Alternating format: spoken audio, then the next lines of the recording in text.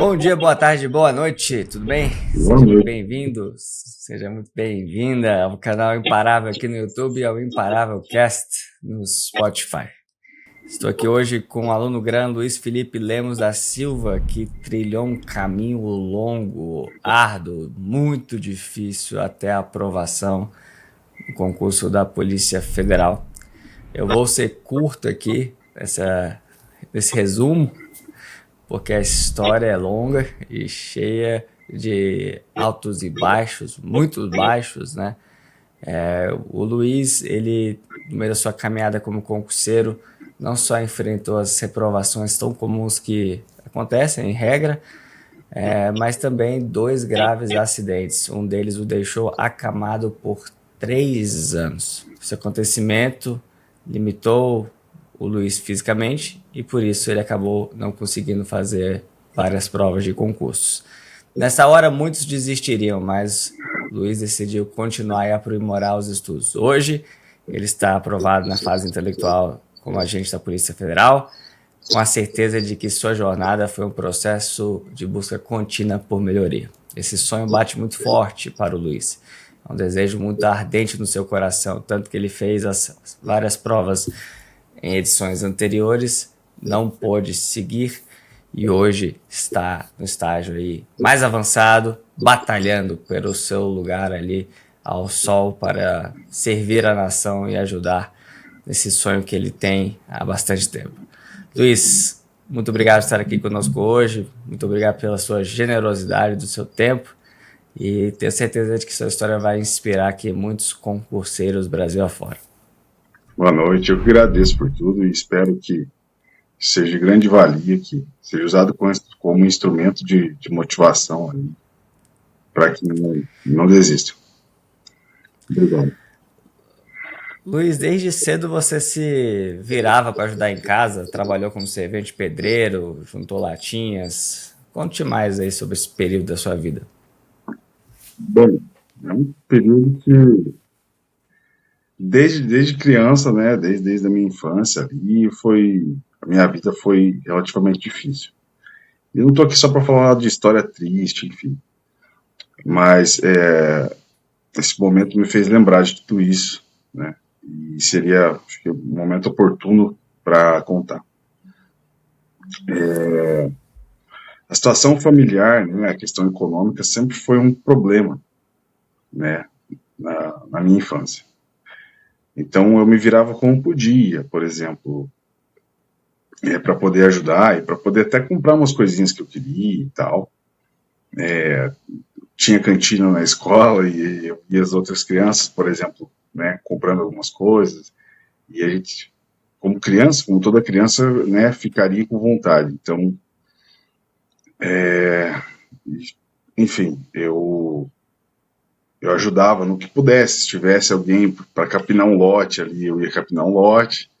Se tivesse que ajudar em alguma construção como servente, ainda que criança, e não pudesse carregar tanto peso ainda como um adulto, eu também me virava. Eu lembro que eu distribuía mais o peso à frente do carrinho, né, para poder conseguir carregar e empurrar. E assim foi, né? Eu também era algo muito curioso, né, nos ali anos 90, início dos anos 2000, aquela coisa da informática, dos computadores e tal, e era um negócio quase que místico, né, para minha realidade. E daí tinha um professor incrível aqui, o professor que era diretor da escola que eu estudava, o diretor Pedro. E, enfim, ele conseguiu os computadores e começou a ofertar uns cursos de informática, assim, bem básicos, né, para criança e tal. E ali eu me encontrei, gostei bastante, né. Eu lembro dos joguinhos, tinha até aquele Super Mario e tal, eu ficava brincando com aquele Super Mario, além das aulas que a gente fazia e tal. E, e a minha avó, né, foi ela que custeou depois outros cursos de informática também. Então, assim, a informática, tecnologia da informação, esteve presente desde o começo da minha vida, né? Basicamente, se for para encurtar, acho que seria isso. Mas mesmo a informática estando presente desde o começo da sua vida, você tinha uma paixão pela carreira policial que veio do seu avô e um sonho de ser policial federal que veio da televisão. É isso mesmo? Foi a televisão que te incentivou a ser policial federal? Exatamente. Esse sonho, assim, a primeira figura foi o meu avô, né? Policial civil e tal. E, enfim, foi ele que, mesmo sem falar queira ser ou seja, né? Eu via ele como inspiração. Ele incentivou meu pai também. Meu pai, ainda quando era criança, meu pai também estudou, fez prova para a Polícia Civil. E ali acendeu, foi a primeira chama, né? Aquele ideal, né? Vendo meu avô e meu pai, eu quero ser polícia, né? E depois, assim, vendo noticiários, tal, a TV em si, quando passava alguma coisa sobre a Polícia Federal, e todo mundo, né? Até em casa, falava, nossa, uau, olha a operação que fizeram, tal. Então, é algo fantástico, né? Tá, assim, a proporção, né, a magnitude das operações, a qualificação, aquela ideia de que a lei é para todos mesmo e não tem exceção, né? Aquele ideal de justiça, tudo isso e, enfim, aquilo me cativou muito e desde então eu tive que agora eu sou policial federal ou sou policial federal desde criança, entende? Com esse pensamento. Esse pensamento, esse sonho, ele foi adiado múltiplas vezes por dois acidentes graves que você sofreu. Quais foram esses acidentes? O que aconteceu? Então, o primeiro acidente foi no ano de 2014. Mas eu preciso começar um pouco antes. Saindo do exército, eu já comecei a estudar ousadamente para a Polícia Federal em si, né? No ano de 2013. Então, eu fui visitar meu pai em 2014 e na volta, uma quadra da casa do meu pai, já era 11 horas da noite e tal, um homem alcoolizado, como eu disse, uma quadra da casa do meu pai, retornando para Cascavel, porque ele mora em Matelândia, né? Esse homem alcoolizado, ele furou preferencial, atravessou e me acertou. Ali eu tive a perna esquerda, né? Basicamente, foi fratura exposta, né? Mas ela quase, basicamente, foi decepada. A minha perna queimou no motor da moto. E, enfim, desde lá tem sido uma grande batalha. E aí você. Foi esse acidente que o deixou acamado por 3 anos? Exatamente. Depois teve outro, em 2021. Eu já, assim, em 2020 eu fiz uma cirurgia para tentar melhorar a mobilidade desse tornozelo, né? E eu acabei tendo complicações pós-cirurgia e sofri intensas dores e mais do que eu já tinha, né, anteriormente. E aí em 2021 eu estava bem desanimado, bem triste, bem abalado, mas e passando por muita dor e querendo abandonar tudo. Só que ao mesmo tempo isso não era um lado, só que eu não vejo isso em mim, entende? Esse desistir. E é aí que eu vejo o papel da minha família, né? Da minha avó, do meu pai. E eu lembro, né, da minha mãe de coração, Juraci, falando no dia desse segundo acidente, antes de eu, que foi retornando da igreja que ela frequentava, para eu não esquecer dos meus sonhos, para ir na igreja, pedir para Deus, agradecer, até porque dava errado, que, enfim, que Deus, aquela história que Deus escreve certo por linhas tortas, que tudo tem um plano. E, enfim, me motivou, acendeu, sabe? Me deu uma animada e eu acabei indo para essa igreja. Eu fui de moto. Retornando,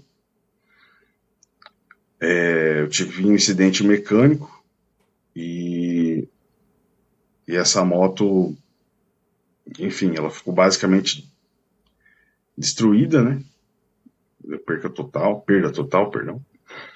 E, e ali eu vi que foi uma segunda oportunidade, como se Deus estivesse me dando um alerta para eu realmente agradecer de ainda estar vivo, de ainda ter a oportunidade de correr atrás dos meus sonhos. É como se, enfim, mesmo eu sofrendo um acidente, me machucando bastante e tendo que ficar 4 meses de cama, foi um período de reflexão também. Então, novamente, fiquei de cama mais 4 meses. Isso a minha mãe de coração, a Juraci, ela me alimentou, me limpou, ela vinha limpava a casa, me dava banho de leito. Então, Quem é essa mãe de coração? É uma tia sua? Quem é? não, ela é assim. Eu conheci ela, ela é muito amiga, né? Era muito amiga da minha avó e ela faz jardinagem. E eu conheci ela já depois de grande, né? Depois de uma certa idade. E, e ela percebeu assim o quanto a minha vida não era fácil, né?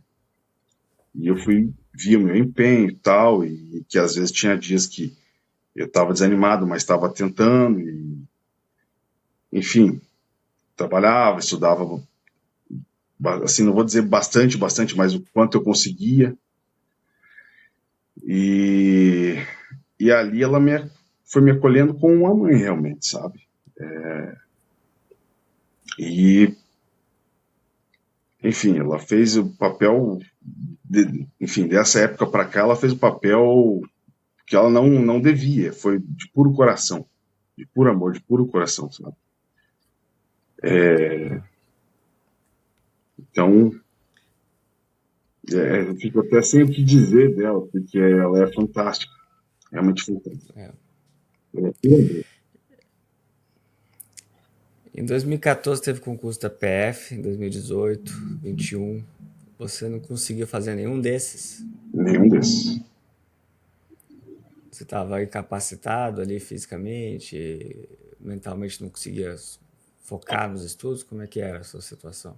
Então, fisicamente, em 2014 eu tive um acidente. Em 2018, por complicações do acidente, eu também não pude, tanto física quanto. Eu não sei dizer se é psicológico ou enfim, mas foi tudo junto, sabe? Eu realmente não estava cognitivamente bem. Então, não tinha como custear uma passagem, não tinha como. Enfim, juntando todos os fatores, não tinha como. Mas eu permaneci no sonho. Eu até cheguei depois a melhorar um pouco, e mais para o final do ano, teve uma prova para a Polícia Civil e tal. E eu quis fazer, mas o meu sonho sempre foi a PF. Né? Eu fiz tal, mas realmente não parei de pensar em PF. Na minha cabeça era só PF, PF, PF, PF. Eu lembro que em 2020 tinha muitos rumores de sair a prova e tal, que no final foi em 2021, né? E eu, com essa questão das dores na perna e tudo mais, retorno ao que eu disse anteriormente de uma segunda não, de uma cirurgia que eu fiz em 2020. E,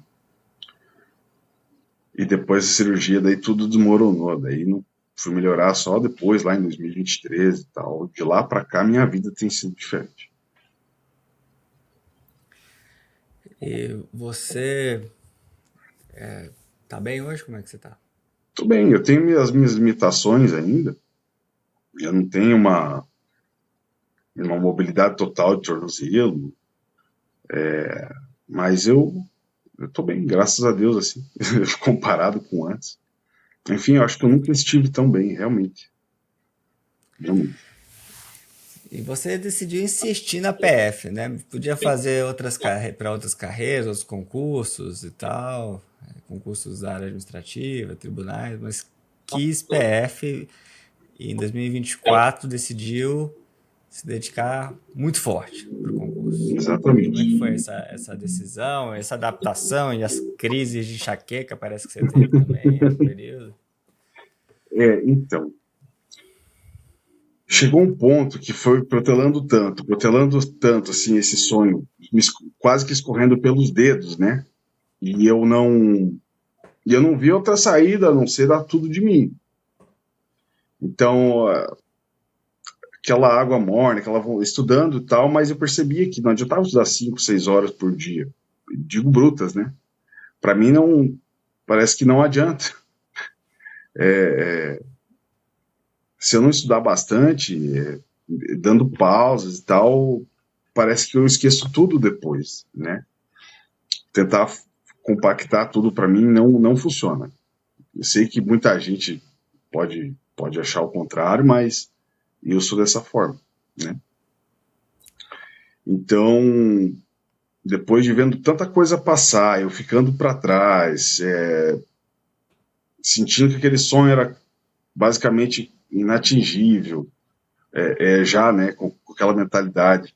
Só que ao mesmo tempo aquela autocobrança de eu não vou desistir, eu quero isso e não adianta, não tem para onde correr, ou eu faço de uma vez o que tem que ser feito, né?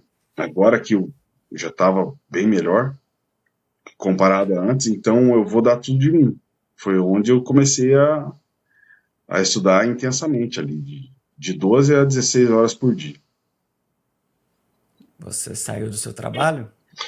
Então, eu não cheguei a sair do trabalho, mas o meu trabalho é um trabalho tranquilo, eu diria assim. Então, nessas pausas que eu fazia entre as aulas, eu conseguia cumprir toda a demanda que eu tinha para cumprir. Você trabalha com o quê? Eu sou instrutor de informática. E aí você tem uma flexibilidade ali, consegue se organizar e não ocupa muito tempo. Mas você ficava o dia todo estudando ou trabalhando, né? Você não tinha muito tempo para outra coisa, né? E treinando, imagino, também, pro TAF. Então, quanto ao TAF, eu passei e ainda fiquei com bastante tempo com ferida na perna, né? Uma úlcera de pele. Então, por exemplo, natação eu não pude fazer, muitas coisas eu não pude fazer. Como eu disse, no trabalho, eu cumpri as demandas ali, aqueles intervalos de 5, 10 minutos, talvez até 15, eu cumpri as demandas que eu tinha para cumprir e o restante eu podia ficar estudando. Então, nesse sentido, foi bom para mim, né? Teve alguns períodos que eu também tive que ficar de afastamento porque agravou essa questão da condição de pele, e daí eu podia ficar em casa e tal. E hoje estou bem melhor, foi acertado um novo medicamento e tal, e agora ela tá íntegra e não tá mais, né? Vou usar o termo estourando a ferida. E, Pô, como é que foi a sensação quando você viu o seu nome aprovado ali? Já vamos colocar assim, aprovado já resultado final na parte intelectual. Você está aprovado na objetiva e na discursiva, não é isso? assim, foi indescritível, sabe? Eu não nem sei dizer, eu não sei usar uma palavra para isso. Mas eu fiquei tipo em choque, assim. Realmente eu nem acreditei.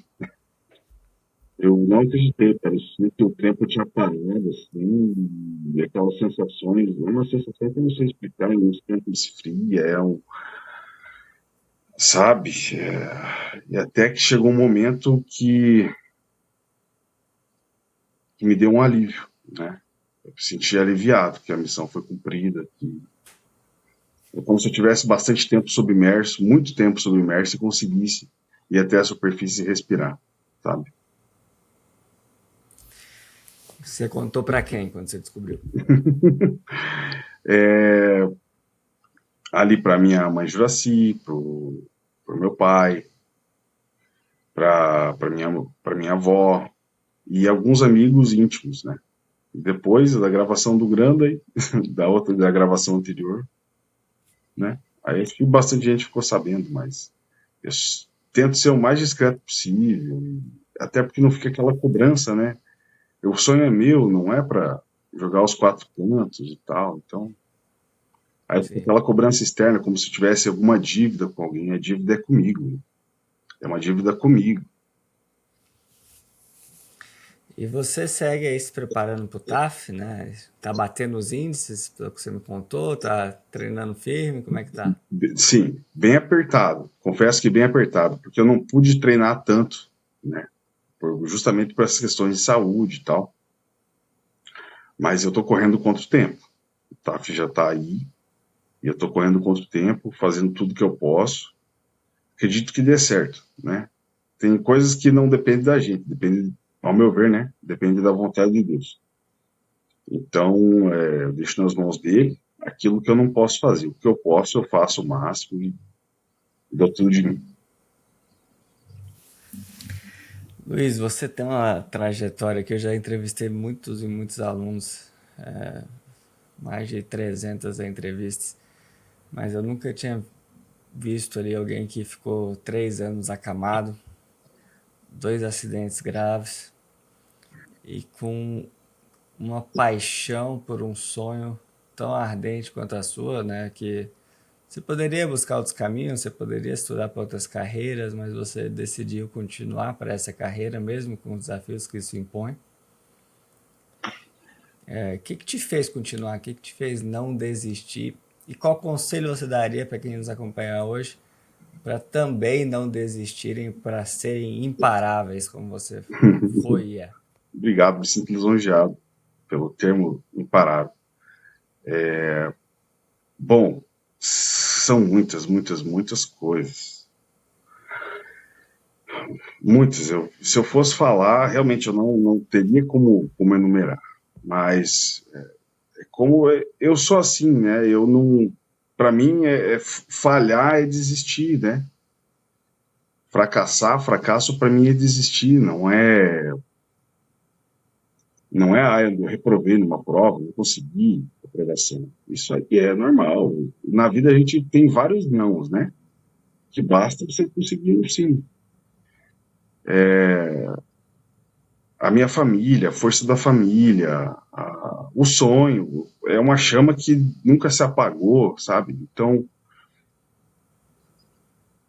eu não me vejo desistindo. Se eu tivesse que continuar, se eu tivesse que passar mais 4 anos, 3, 4, 5, 10, 15, eu não me vejo de outra forma. Eu me idealizava assim. Me idealizava, não, eu me idealizo assim, né? Dessa forma. É assim que eu me vejo. Eu não consigo me ver de outra forma. Então, o que eu poderia dizer, né? Para resumir, acho que seria isso. E sobre dica, eu acho assim, é quase uma ousadia minha. Mas se eu posso dizer, acredite em você. Se você puder ter apoio da família, tenha. Se não, seja você mesmo o seu apoio. Entendeu? Procure pessoas que têm sonhos também, eu vou dizer o termo novamente, ousados. E, e continue. Continue, simplesmente continue, não pare. Parar é fracassar, como eu disse. Tem muitas coisas que a gente pode usar como inspiração. Cada um, acho que tem seus valores, as suas raízes, ou aquilo que cativa, enfim. Então, conhecer a si mesmo, saber como lidar com tudo e ser resiliente, né?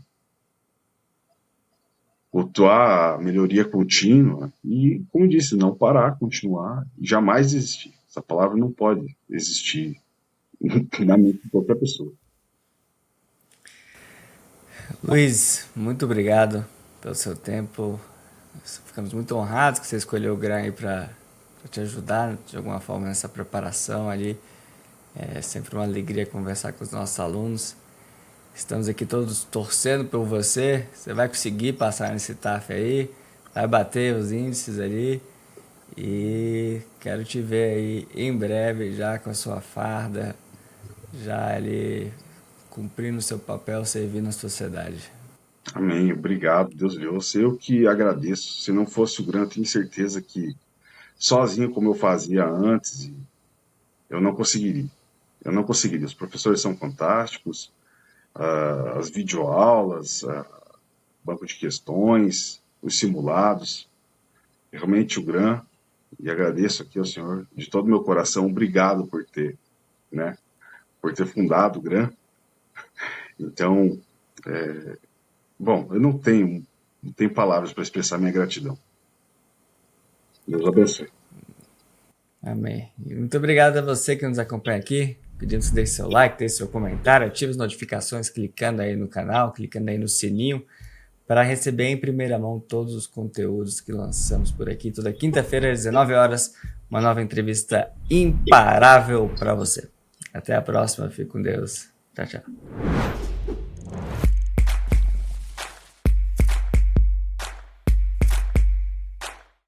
Você quer assistir a conversas como esta, inspiradoras, de imparáveis que conquistaram seus sonhos e passaram por desafios muito, muito grandes?